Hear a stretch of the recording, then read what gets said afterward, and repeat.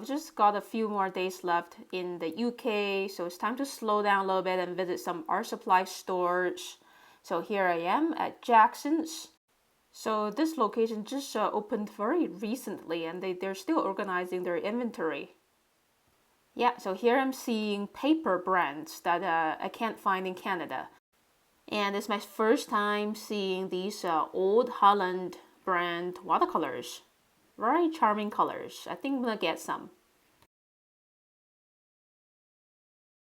And later on, I moved on to London Graphic Center. And I think this is the largest art supply store in London, I think. Yeah, and it's pretty eye-opening. I think this store is even bigger than the art supply stores I've been to in Vancouver. A wider range of selections of paper pads, sketchbooks, but the Fabriano Venezia is more expensive compared to in Canada. And I've seen some fellow urban sketchers using this brand of sketchbooks, so I think I'm gonna grab one. See weight. And inks from different companies, and as well as Derwent. And yet very colorful colored pencils, pens. And I'm seeing a lot more Caran d'Ache brand art products here compared to in Canada. Pretty eye-opening. And yeah, they have a second level. Let's see what's up there. Brushes and watercolor paints. Student grade watercolor paints. And I've been seeing some fellow urban sketchers using this brand of handmade cotton watercolor paper sketchbooks for their sketches. It's Khadi, I think it's Khadi papers. So I'm gonna grab some. Yeah, very excited to see these.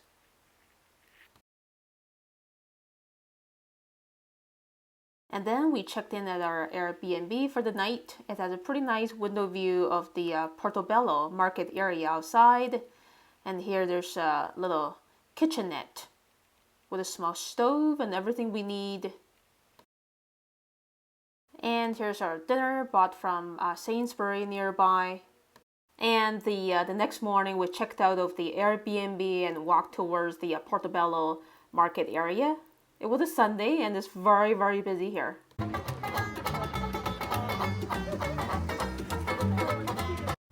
The weather was really fantastic. It's just this market area. For some reason, it's super attractive, yeah, to both locals and tourists.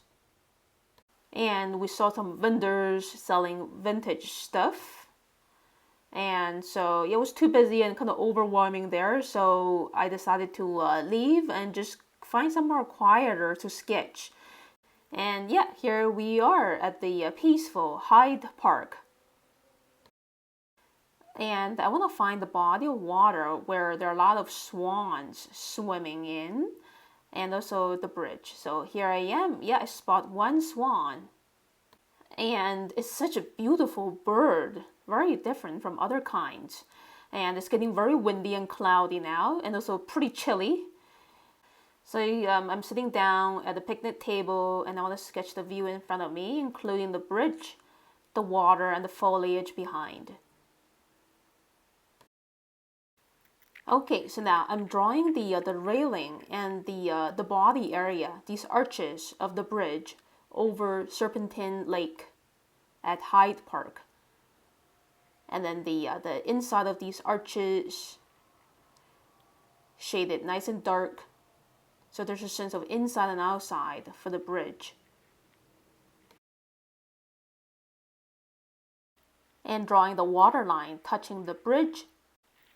Now, I want to include the two ladies sitting in front of me as foreground element. I'm just drawing the cap. Sunglasses this lady is wearing. The scarf wrapping around her neck. Sleeves of her jacket.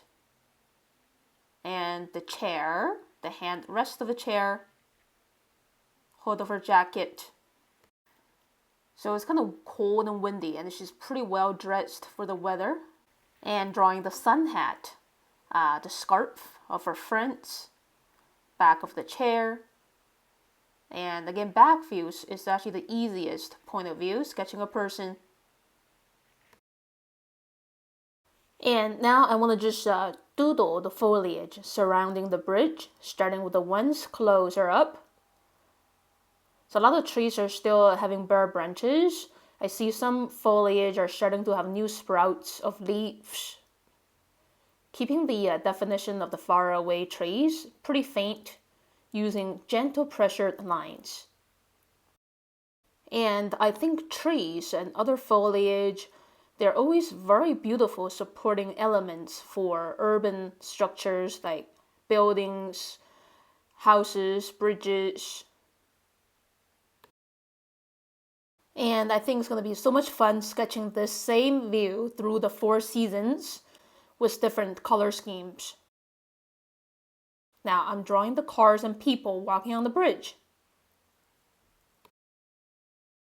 And suggesting the brick details on the bridge super loosely. Now moving on to the middle and foreground area again. I see a swan passing by and another one. Okay, so I think I will draw just a vacant chair over here. And we don't know who's going to sit there next. And I'll just add a little round table for that chair and the other chair for the table.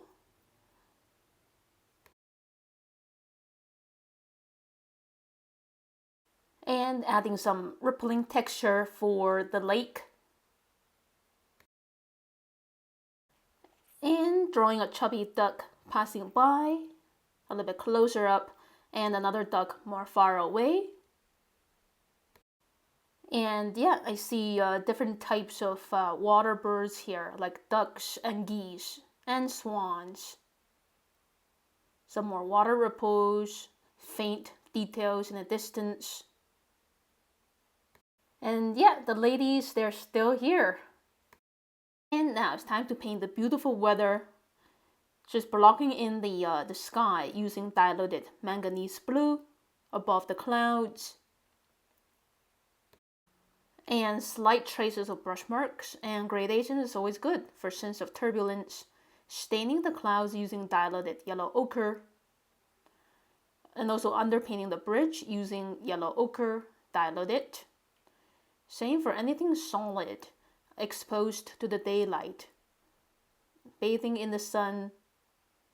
The color of the sunshine is also reflected in the water.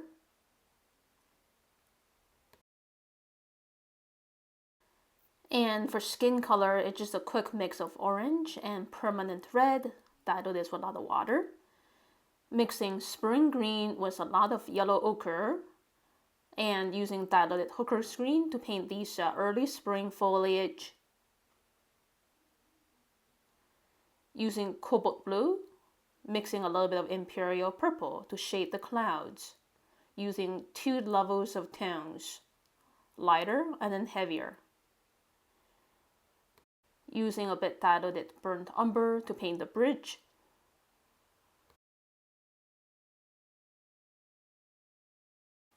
And playfully blending yellow ochre and hooker screen together. And I really want to quickly add on 2 more swans passing by.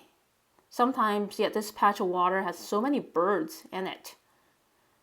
Now, I'm mixing hooker screen with manganese blue, pretty diluted, for the first layer of the lake water, leaving some gaps for the shine. So it's pretty cold and windy and my hand is a bit freezing, so I'm just keeping the painting really loose. Still playing with hooker screen and manganese blue. Now blending on a bit of cobalt blue to shade the water. So 3 colors.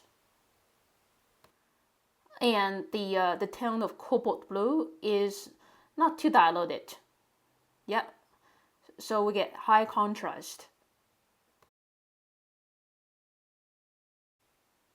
And painting water is always very therapeutic. Getting the feel of the transparency, the movement depicted using shades of blues and greens. Now I'm painting the foliage far away. The colors are pretty muted. So I'm still playing with hooker screen, mixing with yellow ochre. And then painting these ducks using burnt sienna or burnt umber. And now it's time to tackle the foreground. So I'm using the mix of cobalt blue with permanent violet and a bit of green to paint that shaded area. Painting the ladies' hats and their jackets. So most people in the modern times, their outfits are usually gray. It's actually rare to find somebody wearing like a red jacket or brown jacket. So I keep those blacks and grays really interesting by mixing blue, purple, and green at different ratios. Adding another layer for the bridge using burnt sienna mixing with burnt umber. Intensify the shade for the grass in the middle and foreground. Adding shadows for her jacket so she stands out stronger. And adding some last bit of shade. That's it. Here's a look of my finished sketch. It took me about 1 hour there. Here's another swan passing by. It's super windy. And here's our Airbnb for the night. And it was very hard to find it because it's in the middle of a cluster of apartment buildings and on the 6th level. But the kitchen is, kind of old-fashioned. And right after checking in, me and my mom had to take the bus for about 10 minutes to see this Turner and Constable art show at Tate Britain. So this was more like a semi-private exhibition that you had to purchase a ticket many days before. And you get a specific time slot to see the exhibition. Here is a portrait of Turner and his beautiful paintings and portrait of Constable. Yeah, very inspiring paintings from over a century ago. I'm seeing a lot of watercolors and oils on canvases, sketchbooks.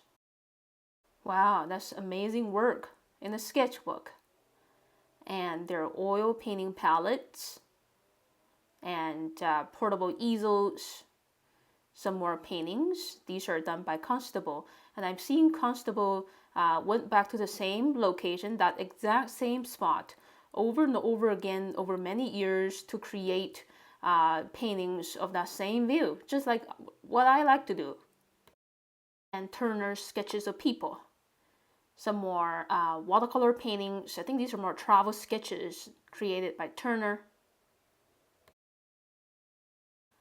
And yeah, Turner loved painting skies, and I would say his sky is very, very dynamic, full of energy. Some more paintings to see. There are actually hundreds of paintings to see. Some more watercolors of sunsets. And skies and mountains. And Constable, I think he liked to sketch using oil on small wooden panels. He also loved painting sunsets. And wow, that was a very mesmerizing experience seeing Constable and Turner's work in person. And me and my mom are traveling to Cambridge by train the next day. So I'll see you in the next vlog video very soon, everyone. Have a great day.